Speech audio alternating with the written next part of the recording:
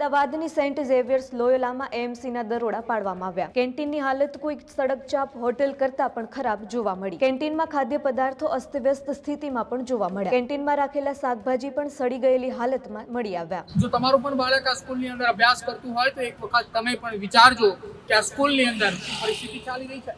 કેમ કે અમદાવાદ કોર્પોરેશન દ્વારા આ સ્કૂલની અંદર રેડ કરવામાં આવી હતી। અમદાવાદના કોર્પોરેશનની સ્કૂલ વિભાગની ટીમ દ્વારા સ્કૂલની અંદર જ્યારે તપાસ હાથ ધરવામાં આવી એ દરમિયાન કેન્ટીનની હાલત કોઈ સડક છાપ હોટલ જેવી હોય એ પ્રકારની સ્થિતિ દેખાઈ રહી હતી। કેન્ટીન પાસે કોઈ પણ પ્રકારનું લાયસન્સ કે જેમ કે FSSAI રજિસ્ટ્રેશનની કોઈ પણ પ્રકારની વાત સર્ટિફિકેટ એ શાળાની અંદર ચાલતા કેન્ટીનને લઈને ન હતું। કેન્ટીનની અંદર કામ કરતા કામદારોની પાસે કોઈ કેપ કે કોઈ એપ્રેન કે કોઈ પણ પ્રકારના ગ્લવ્સ ન હોવાની વાત પણ સામે આવી છે। અત્યંત ગંભીર સ્થિતિના પગલે કોર્પોરેશન દ્વારા સેન્ટ ઝેવિયર્સ લોયોલાના કેન્ટીનને સીલ કરી દેવામાં આવી છે। અમદાવાદની સેન્ટ ઝેવિયર્સ લોયોલામાં એએમસીના દરોડા પાડવામાં આવ્યા। જેમાં એએમસીના દરોડામાં જે જોવા મળ્યું એ જોઈને તમે પણ ચોંકી જશો।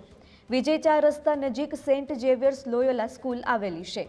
કેન્ટીનની હાલત કોઈ સડકચાપ હોટેલ કરતાં પણ ખરાબ જોવા મળી। તપાસમાં જાણવા મળ્યું કે કેન્ટીનનું કોઈ જ FSSAI રજિસ્ટ્રેશન નહોતું। કેન્ટીનમાં ખાદ્ય પદાર્થો અસ્તવ્યસ્ત સ્થિતિમાં પણ જોવા મળ્યા। કેટલાક ખાદ્ય પદાર્થો અખાદ્ય સ્થિતિમાં પણ સામે આવ્યા છે। કેન્ટીનમાં રાખેલા શાકભાજી પણ સડી ગયેલી હાલતમાં મળી આવ્યા।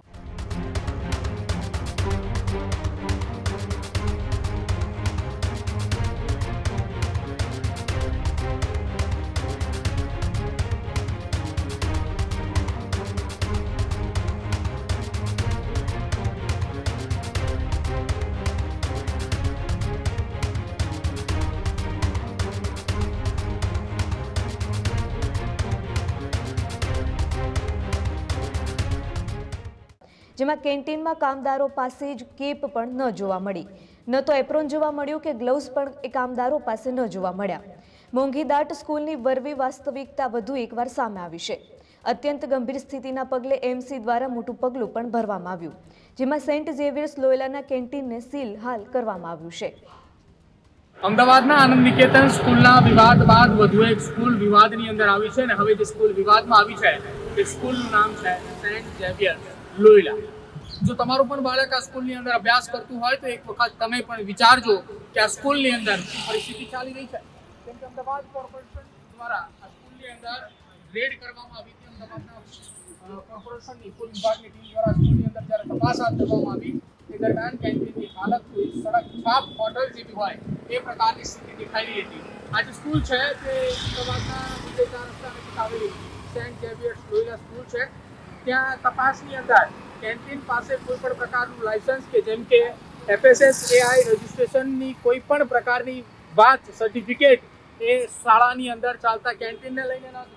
કેટલાક ખાદ્ય પદાર્થો અખાદ્ય સ્થિતિની અંદર પણ જોવા મળ્યા હતા અને સાથે જ કેન્ટીનની અંદર રાખેલા શાકભાજી પણ સડી ગયેલી હાલતની અંદર જોવા મળ્યા હતા। જે આ સેન્ટ ઝેવિયર સ્કૂલ છે એની કેન્ટીનની અંદર કામ કરતા કામદારોની પાસે કોઈ કેપ કે કોઈ એપ્રેન કે કોઈ પણ પ્રકારના ગ્લવ્સ ન હોવાની વાત પણ સામે આવી છે। મોંઘીદાટ સ્કૂલોની વરવી વાસ્તવિકતા એક બાદ એક સામે આવી રહી છે। અત્યંત ગંભીર સ્થિતિના પગલે કોર્પોરેશન દ્વારા સેન્ટ ઝેવિયર્સ લોયોલાના કેન્ટીનને સીલ કરી દેવામાં આવી છે અને આગળની તપાસ વધુ તેજ કરવામાં આવી છે। જોકે ફરી એક વખત આ પ્રકારની હાલત આ સ્કૂલની સામે આવી છે।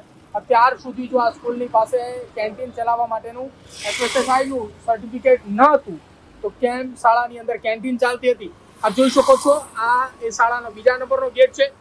પહેલો ગેટ એ અહીંથી દૂર આપને દેખાઈ રહ્યો છે। બબ્બે ગેટ શાળાના છે અને ખૂબ મોટી આ સ્કૂલ સેન્ટ ઝેવિયર્સ લોયોલા સ્કૂલ જે છે અમદાવાદના વિજય 4 રસ્તા પાસે જ આવેલી છે તે છે। સાથે જ અહીંયા બહાર એક બોર્ડ પણ મારવામાં આવ્યું છે કે બહારની કોઈ પણ વ્યક્તિ એ અંદર પ્રવેશ નહીં કરી શકે। જો કોઈના બાળકો આ શાળાની અંદર ભણતા હોય તો માત્ર બાળકોને જ અંદર પરવાનગી આપવામાં આવશે। સાથે જ ઓળખપત્ર સિવાય શાળાના પ્રાંગણમાં પ્રવેશ ન કરો આ પ્રકારની સૂચનાઓ આપવામાં આવી છે। એટલે શાળા એટલી મોટી છે, નામ પણ આ સ્કૂલનું એટલું મોટું છે અને આવા બોર્ડ મારતાની સાથે જ લોકોને એવું થતું હશે કે આ ખૂબ મોટી શાળા છે, પરંતુ મોટી શાળાઓની અંદર જે મોટી દાટ ફી વસૂલે છે જે સ્કૂલો એ સ્કૂલોની અંદર આ પ્રકારની સ્થિતિ છે। જો તમારું બાળક પણ અમદાવાદના સેન્ટ ઝેવિયર્સ લોયોલા સ્કૂલની અંદર અભ્યાસ કરતું હોય તો તમારા માટે એક લાલ બત્તી સમાન કિસ્સો છે। કેમ કે આ શાળા પાસે ફૂડ સેફ્ટી વિભાગનું FSSAI સર્ટિફિકેટ નથી અને એના વગર અત્યાર સુધી કેન્ટીન ચલાવતી હતી। આ તો અમદાવાદ કોર્પોરેશનના એક વિભાગની ટીમના દરોડા દરમિયાન આ પ્રકારનો ખુલાસો થયો. જો અલગ અલગ વિભાગની ટીમના દરોડા પાડવામાં આવે તો આ સ્કૂલની અંદર અનેક એવી વાતો એ સામે આવી શકે છે. આ તો અમદાવાદના આનંદ નિકેતન સ્કૂલની અંદર એક બાળકના ખોરાકની અંદરથી જે કાચનો ટુકડો મળ્યા હોવાની વાત સામે આવી હતી. એ બાદ કોર્પોરેશને તપાસ કરી અને તપાસ કરતા સેન્ટ ઝેવિયર્સની અંદર સર્ટિફિકેટ ન હોવાની વાત સામે આવી. તો શું હવે અમદાવાદ કોર્પોરેશનનો વિભાગ એ સેન્ટ ઝેવિયર્સ લોયલાની સામે કેવી કાર્યવાહી કરશે, અને જે કાર્યવાહી કરશે એ માત્ર કેન્ટીન સીલ કરી સંતોષ માનશે કે પછી આવનારા સમયમાં એવી કાર્યવાહી કરશે કે ભવિષ્યમાં આ પ્રકારની એક પણ મોંઘી દાટ ફી લેતી શાળા કેન્ટીન ન ચલાવે કે ન કોઈ અન્ય એવી પ્રવૃત્તિઓ ચલાવે કે જે વગર પરવાનગી વગરનું હોય.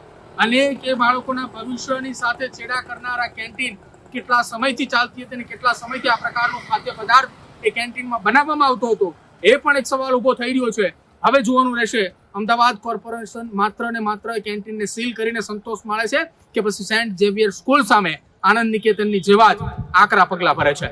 કેમેરા પર્સન જયમીનની સાથે પ્રદીપ પટેલ, ન્યૂઝરૂમ ગુજરાત, અમદાવાદ. ખેડૂત ભાઈઓ છે ખેતરમાં ડ્રોન ઉડાવતા હોય છે ત્યારે આપણે એક પ્રશ્ન સતાવતો હોય છે કે જે આપણે અત્યાર સુધી જીપીએસ ટેકનોલોજી વાળા ડ્રોન વાપર્યા છે, જેથી કરીને મોબાઈલ ટાવર છે અથવા તો હાઈ ટેન્શન લાઈન પસાર થતી હોય, કોઈ વૃક્ષો હોય, ત્યારે જે જીપીએસ ટેકનોલોજી વાળા ડ્રોન છે એમાં ટકરાય અને ટ્રેસ થાય છે. પણ એગ્રીઓન લાવ્યું છે GNSS ટેકનોલોજી ડ્રોન, જેથી કરીને એ ડ્રોન છે એ કોઈ જગ્યાએ ટકરાય નહીં, પોતાની રીતે જ ડિસિઝન લે છે અને મૂવ થઈ જાય છે, જેથી કરીને GNSS ટેકનોલોજી ડ્રોન છે એ વાપરવાનો આગ્રહ રાખો. અત્યારે જ ન્યૂઝરૂમ ગુજરાતની યુટ્યુબ ચેનલને સબસ્ક્રાઇબ કરો અને ઇન્સ્ટાગ્રામ અને ફેસબુક પર ફોલો કરો. અપડેટ રહો, સત્યની સાથે રહો.